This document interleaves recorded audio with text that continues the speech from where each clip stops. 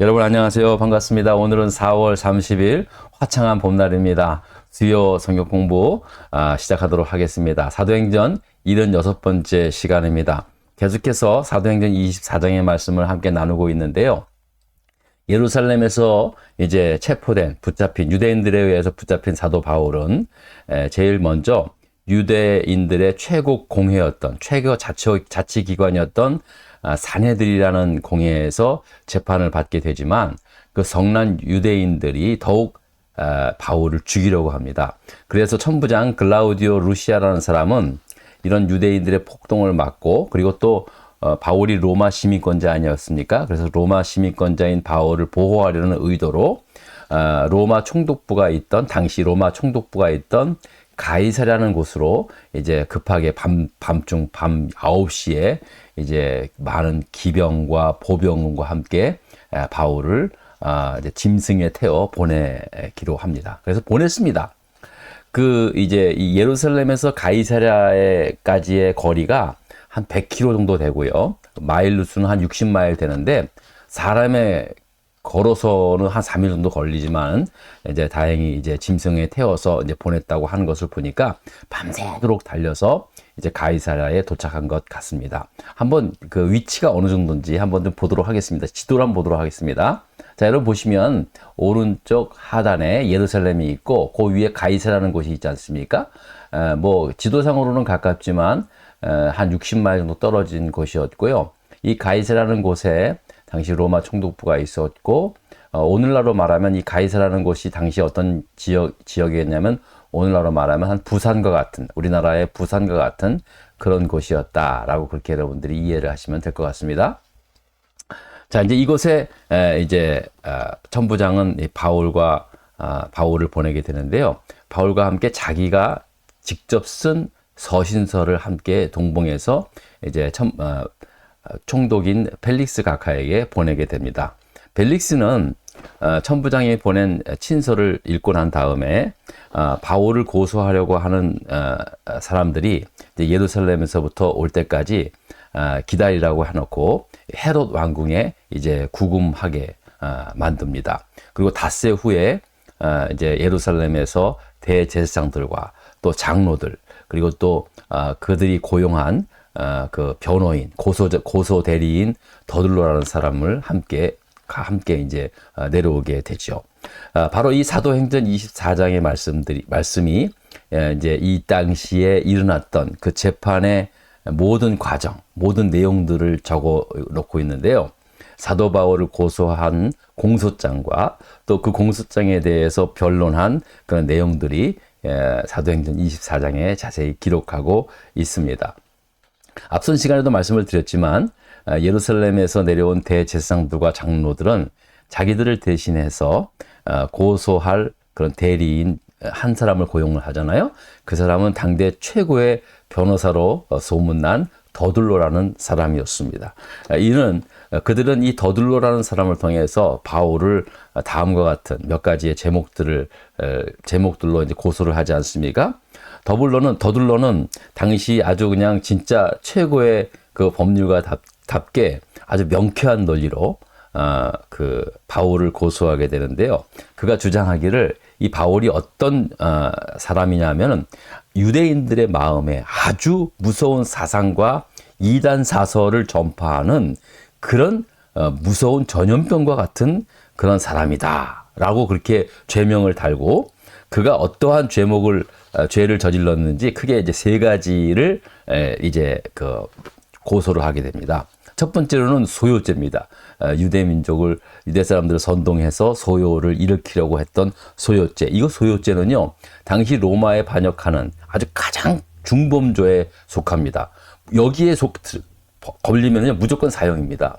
그러니까 더들로가 제일 먼저 바울을 소요죄로 걸은 거는 그냥 죽여달라는 거죠. 죽여야만 됩니다. 근데 그런 의도로 소요죄로 걸고요. 두 번째로는 이단의 우두머리다라고 그렇게 얘기합니다. 그러니까 내란 수괴죄로 그렇게 또 겁니다. 그리고 세 번째로는 성전을 더럽힌 죄로 이것은 유대인들의 종교적인 문제에 해당되는 제목이지만 이것은 결국 로마에 대해서도 똑같은 범죄에 속한다라고 그렇게 주장을 했던 것입니다. 얼마나 아주 그냥 말을 잘했는지 벨릭스도 아주 그냥 굉장히 그냥 집중해서 그의 그의 고발을 이제 듣게 되는 거죠. 자, 그랬더니 사도 바울에게도 이제 이에 대한 변론을 할 기회를 주지 않습니까? 그래서 여러 가지 변론을 하고 있는데 그 사도 바울의 주장은 이겁니다. 나는 예루살렘에 가서 한 게 아무것도 없다. 그냥 나는 오직 예수 그리스도의 그 십자가의 죽음과 부활을 그냥 전파한 그거밖에는 할 것이 없다. 근데 그것도 실제로 그 사실이고요. 근데 그렇게 이제 바울이 변론을 하게 됩니다. 자, 그랬더니 이 재판장이었던 벨릭스가요, 놀라운 말을 합니다. 여러분 한번 보실래요? 어떤 말을 하는지. 이제 바울이 이제 예수 그리스도의 십자가의 도를 이렇게 전하니까요, 벨릭스가 24장 22절에 이런 말씀을 하고 있습니다. 한번 읽어보겠습니다. 벨릭스가 이 도에 관한 것을 더 자세히 아는 고로 연기하여 이르되 천부장 루시아가 내려오거든 너희 일을 처결하리라 하고 라고 그렇게 말씀하고 있습니다. 자, 보세요. 아니, 이 벨릭스는요, 이미 이 도에 대해서 더 자세히 알고 있다고 그랬어요. 그러니까 이미 벨릭스 총독은 예수에 관한 그런 소문에 대해서, 일들에 대해서 잘 알고 있었다는 것입니다. 물론 다른 사람으로부터 들었기도 하지만 아마 이제 가장 가까운 아내로부터 그런 이야기를 들었지 않는가. 이것은 다음 시간에 말씀을 드리겠습니다만, 어쨌든 간에 이 총독 이 벨릭스라는 사람이 이렇게 아주 그냥 자기가 이미 다 알고 있다. 그러니까는 이제 예루살렘에서 천부장이 내려올 때 그때는 내가 이제 처결하겠다. 내가 이 모든 일을 갖다가 판결을 하겠노라. 그렇게 이제 하고 연기를 하게 된 것이죠. 예?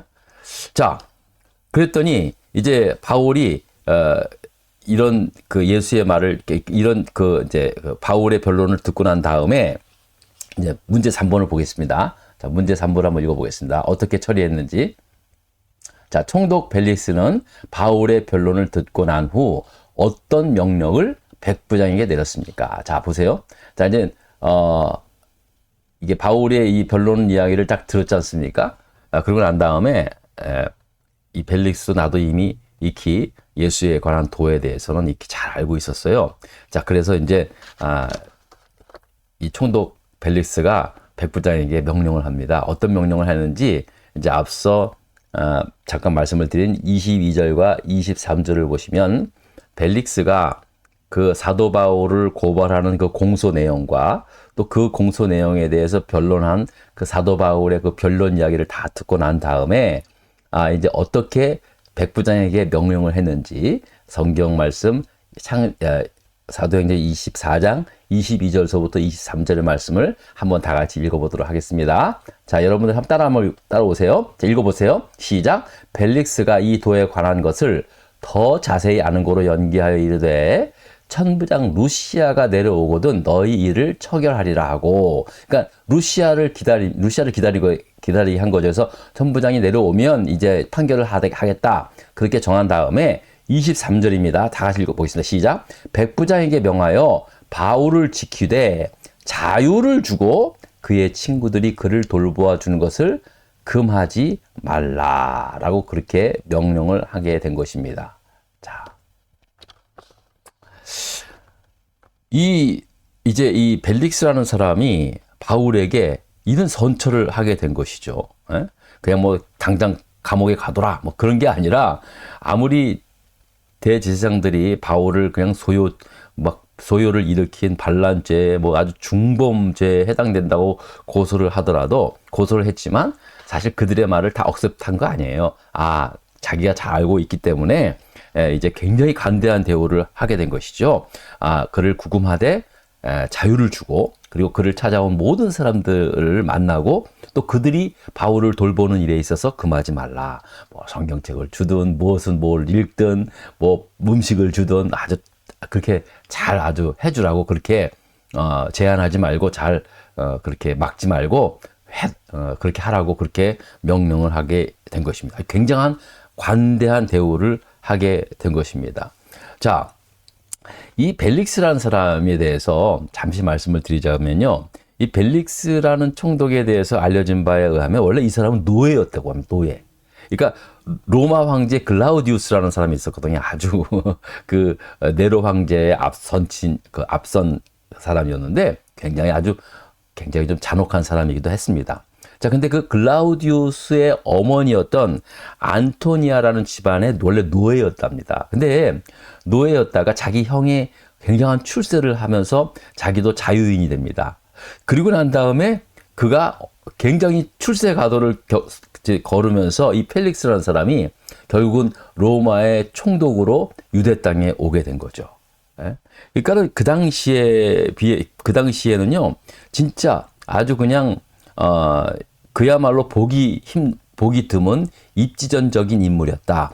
그렇게 말씀을 드릴 수 있습니다. 하지만 그가 유대 총독에 있었을 때, 그 당시의 역사가 요세푸스라는 사람에 의하면은요, 그는 아주 치안을 명분으로 폭동 진압에 군대를 동원해서 수많은 유대인들을 죽였고, 또 반란자나 죄수들에게 뇌물을 받아서 그들을 풀어주기도 했고, 아주 그런 어떤 폭정과 악행을 아주 서심없이 저질렀던 그런 사람이었다라고 그렇게 서술하고 있습니다.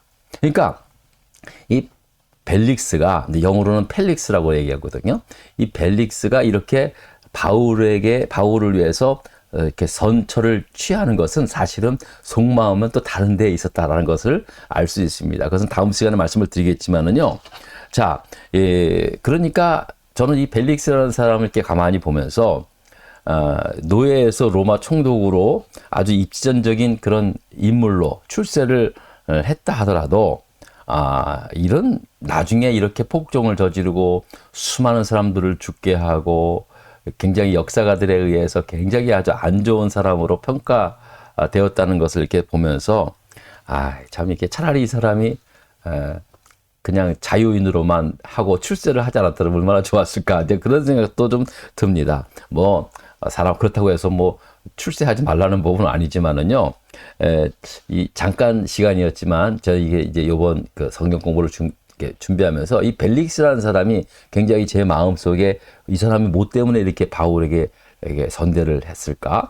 하나님께서 이 사람의 마음을 감동시킨 것일까? 이제 그렇게 좀 생각을 해보기도 하지만은, 그러나 이 사람에 대해서 좀 연구를 해보니까, 차라리 이 사람은 좀 이렇게 이 자리에 오르지 않았더라면, 정말 이렇게 이런 악행을 저지르지 않았지 않았을까, 그런 생각이 들 정도로 참 안타까운 것입니다. 저는 개인적으로 최근 들어서 더 그런 생각이 들어요. 제 개인적인 삶의 철학이라는 게 있다면, 개인 철학은 뭐냐면 하나님께서 부르심에 합당한 삶을 사는 것. 그게 저는 개인적으로 가장 요즘 계속해서 이렇게 반복해서 생각하고 또 그렇게 기도하는 것 중에 하나입니다. 물론 그렇다고 해서 뭐 꿈을 갖지 말라, 뭐 이렇게 원대한 꿈을 품지 말라, 그런 건 아니고요. 각자의 하나님의 부르심에 자리가 있고 또 삶이 있습니다. 그 위치에서 최선을 다하는 삶, 저는 그것이 우리 인생을 살아가는 데 있어서 가장 행복한 삶이라고 저는 생각이 듭니다. 그래서 오늘 펠릭스라는 유대 총독의 삶을 잠깐 보면서 겉으로 보았을 때는 바울에게 이렇게 선처를 해줌으로 좋은 사람이다라는 생각을 좀 할 수도 있지만, 사실 그의 인간 내면에는 참 이렇게 안타까울 정도로 차라리 그가 그 자리에 이르지 않았으면 얼마나 좋았을까라는 그런 생각이 들 정도로 그의 이면에는 또 다른 그런 아주 잔혹함, 그런 어떤 폭행, 그리고 또 아주 그냥 악행들이 많았다라는 것을 보게 됩니다. 여러분, 오늘도 함께 해주셔서 고맙고요. 또 다음 시간에는 이 펠릭스라는 사람이 왜 이런 그런 어떤 선처를 했는지에 대해서도 또 말씀을 드리겠습니다. 그래서 다음 시간은 24장을 마무리하도록 하겠습니다. 오늘도 날씨가 좋고, 내일은 이 코발리스의 최고 온도 거의 80도까지 된다 그러는데요. 어쨌든 이 따뜻한 봄철 마음껏 즐기시기 바라고, 또 이렇게 봄에 피어나는 꽃처럼 여러분들의 믿음의 아름다운 모습들도 좀 이제 피어날 수 있기를 간절히 소원해 소원하겠습니다. 여러분 오늘도 함께 해주셔서 정말 감사드리고 다음 주에 또 뵙겠습니다. 고맙습니다.